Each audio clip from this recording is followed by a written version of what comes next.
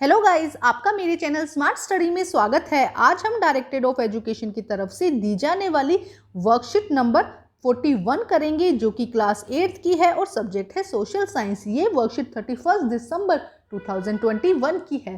तो आइए शुरू करते हैं आज की वर्कशीट। Industry digesters.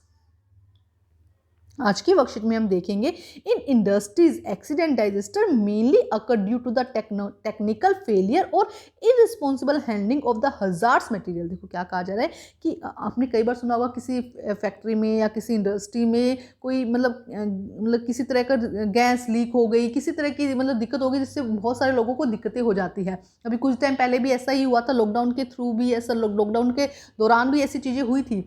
तो देखो अब क्या कहा जा रहा है, आपसे क्वेश्चन ये पूछती हूँ मैं कि लॉकडाउन के दौरान अभी किस शहर में इस तरह की गैस लीकेज की मामला आया था, वो आप पता करके बताइएगा। जनरल नॉलेज का क्वेश्चन नेट पे सर्च कीजिएगा, मिल जाएगा। तो देखो अब क्या कहा जा रहा है कि इंडस्ट्रीज़ में ऐसे काम, कई बार गैस लीक या जो एक्सीडेंट होते हैं वो किस वजह से होते हैं, या तो टेक्निकल फेलियर की वजह से, कि क्या होता है कई बार कोई टेक्निकल इशू आ गया, उसकी वो टेक्निकल इशू फेलियर की वजह से, या फिर क्या होता है इररिस्पॉन्सिबल हैंडलिंग हजार्ड मटेरियल जो कि बहुत ज़्यादा हार्मफुल होते हैं, उन मटेरियल को क्या किया जाता है, इररिस्पॉन्सिबल हैंडल किया जाता है, उनको इररिस्पॉन्सिबल तरीके से रखा जाता है, जिसकी वजह से क्या होता है वो लीक हो जाते हैं। ठीक है। One of the worst industrial digester in all time occur in the Bhopal on 3 December 1984 around 30 AM। देखो क्या कहा जा रहा है कि ये कब की बात है कि रात को 12:30 बजे के आसपास की बात है। ठीक है। इंडिया का या कहीं वन वर्स्ट इंडस्ट्री डाइजेस्टर है, जब ये कब हुआ था, भोपाल में 3 दिसंबर 1984 की बात है। दोबारा देखो 3 दिसंबर 1984 की बात है। रात को सब लोग सोए हुए थे, 12:30 बजे के आसपास की बात है। और रफली इजीली बताती हूँ, रात को क्या हुआ, केमिकल जो एक इंडस्ट्री थी वहाँ से क्या हुआ, केमिकल रिलीज हुआ, गैस रिलीज हुई, और लोग सोए लोगों को पता ही नहीं चला, बहुत सारे लोगों की डेथ हो गई थी। एक रफ में बताया, अब एक्चुअल में बताऊंगी क्या था। It was a technological accident in which highly poisonous methyl isocyanate gas along with the hydrogen cyanide and other reaction product leaked out the pesticides factory of the Union Carbide। तो देखो क्या कह रहे हैं कि ये एक ऐसा एक्सीडेंट था, टेक्नोलॉजिकल एक्सीडेंट था, जिसके अंदर मिथाइल आइसोसाइनाइड गैस, कौन सी गैस, नाम याद करेंगे गैस के, methyl isocyanide gas, hydrogen cyanide, और इस मिथाइल आइसोसाइनाइड गैस थी जो रिलीज हुई थी, और किसके मिलने से, एक तो हाइड्रोजन साइनाइड के, और इसके अलावा और भी कुछ केमिकल्स थे जिन्होंने आपस में रिएक्ट कर दिया और क्या बना दिया था, मिथाइल आइसोसाइनाइड गैस बना दिया था। और ये गैस क्या हो गई थी, लीक हो गई थी। अब रात को लीक हुई तो लोगों को पता ही नहीं चला, लोग सोए लोगों की डेथ हो गई। और कौन सी कंपनी में, पेस्टिसाइड्स फैक्ट्री थी in the union carbide. The official death toll was the 3598 इन 1989 में जो ऑफिशियल डेथ काउंट करी गई तो कितनी थी, 3598। Thousands who survive still suffer from the one many elements angry blindness, impaired immunity system, gastrointestinal disorder। देखो क्या कहा जा रहा है कि इसके अलावा डेथ इतने लोगों की, इसके साथ जो लोग भी उसके कांटेक्ट में आए थे ना उस गैस के, वो आज तक उस बहुत सारी अलग अलग बीमारियों से क्या है जूझ रहे हैं, जैसे कि ब्लाइंडनेस हो गया, इम्पायर्ड इम्यूनिटी सिस्टम उनका कमजोर हो गया, इसके अलावा गैस्ट्रो इंटरनल डिसऑर्डर हो गया, उनके अंदर अलग अलग बीमारियां हो गई, क्योंकि जो लोग उस गैस के कॉन्टैक्ट में आए, उन्होंने उस गैस ने इंटरनल लेवल अंदर तक क्या किया था, इफेक्ट कर दिया था। ठीक है। तो ये बहुत बड़ी बात थी, बहुत इसको आज भी बहुत दुखदायक घटना माना जाता है। आगे देखो क्या कहा गया, एक अदर इंसिडेंट बताया गया है।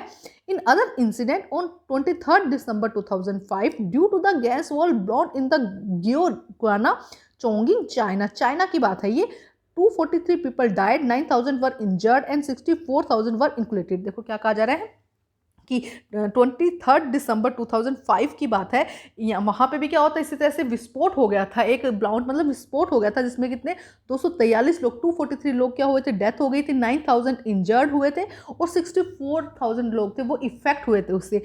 Many people died because they were unable to run after the explosion के बाद में बहुत सारे लोग तो ऐसे थे जो भाग नहीं सके, इसकी वजह से उनकी डेथ हो गई। Those who could not accept in the time surf burnt their eyes, कईयों की आइज जल गई, स्किन जल गई, लंग्स, जो गैस निकली उससे लंग्स पे उनके इफेक्ट हुआ। तो देखो यहाँ पे पिक्चर्स भी दिखाई गई है, देखो ये रही पिक्चर, और यहाँ पे यूनियन कार्बाइड फैक्ट्री की पिक्चर दिखाई गई है। अब देखो अगर ऐसा कुछ होता है तो इसको किस तरह से इस रिस्क को कम किया जा सकता है, रिस्क रिड्यूसिंग मेजर किस तरह से कम किया जा सकता है उसके बारे में देखते हैं। Densely populated residential area should be separated far away from the industries area. देखो क्या कहा जा रहा है, ये तो हम बचपन से सुनते हैं कि जो इंडस्ट्रीज एरिया होता है उसको क्या करना चाहिए, उसको हमेशा जो मेन जहाँ पे बहुत सारे लोग रह रहे हैं वहाँ से दूर लगाना चाहिए, इंडस्ट्रीज एरिया को खाली जगह पे लगाना चाहिए कि बाई चांस कल को ऐसा कुछ कोई भी दिक्कत होती है तो कम से कम लोग उसके कॉन्टेक्ट में आ सके। नेक्स्ट देखो, people staying in the inventory of the industry should be aware to the storage of the toxin and hazard substance and their possible effect in the case of any accident. अगर कहीं industry है और उसके आसपास कुछ लोग रह रहे हैं तो उनको एक्चुअली उनको बताना चाहिए कि अगर ऐसी ऐसी कंडीशन हो जाती है, कभी गैस लीक हो जाती है, इस तरह से कुछ आग लग जाती है, तो आपको किस तरह से अपने आप को प्रोटेक्ट करना, मतलब उनको अवेयर करना चाहिए कि आप किस तरह से अपने आप को बचा सकते हो।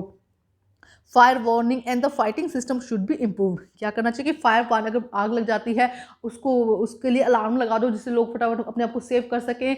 आपको आग बुझाने वाले सिस्टम, ये सब चीज़ों का आपको क्या करना चाहिए, अरेंजमेंट करना चाहिए। Storage capacity of the toxin substance should be limited. जो अगर हार्मफुल कोई सब्सटेंस है, हार्मफुल कोई केमिकल है, उसके स्टोरेज की जो कैपेसिटी है वो क्या करनी चाहिए, लिमिटेड करनी चाहिए। Pollution dispersion qualities in the industry should B improve. जो इंडस्ट्रीज की वजह से पोल्यूशन होता है, water pollution, soil pollution, air pollution, तो उसको क्या करना चाहिए, मिनिमाइज करना चाहिए। इंडस्ट्रीज को ये सब चीज़ें देखनी चाहिए कि किस तरह से पोल्यूशन को कंट्रोल किया जा सके, कम से कम पोल्यूशन हो सके। तो देखो ये थी हमारी आज की आसान सी वर्कशीट। अब हम करते हैं इसके question answer.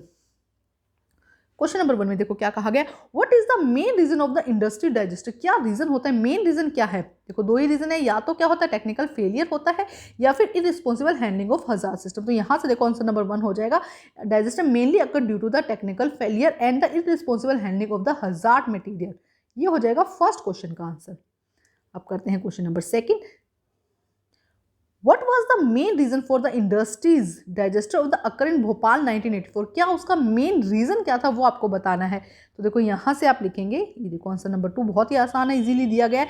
It was a technological accidental in the which highly poisonous methyl isocyanate gas along with the hydrogen cyanide other reactive reproductive leak out of the pesticide factory of the Union Carbide। यहाँ से लेके यहाँ तक ये हो जाएगा second question का answer. अब हम करते हैं क्वेश्चन नंबर 3। देखो क्वेश्चन नंबर 3 में क्या कहा गया है, right your own views on the method of the reducing the risk on industry digester. आप अपने व्यूज दीजिए। तो देखो हम भी इस व्यू से क्या है, सहमत है कि ये व्यू भी ठीक है, तो आप यही लिख दीजिएगा कि यही है कि भाई दूर, उसको इजी लैंग्वेज में लिख दीजिएगा कि दूर मत लगाइए, है ना। तो ये हो जाएगा आपका आंसर नंबर 3। ये पॉइंट ठीक है आपके यहाँ पे आंसर नंबर 3 में। अगर आपको 4 पॉइंट लिखने हैं तो 4 पॉइंट लिख दीजिएगा।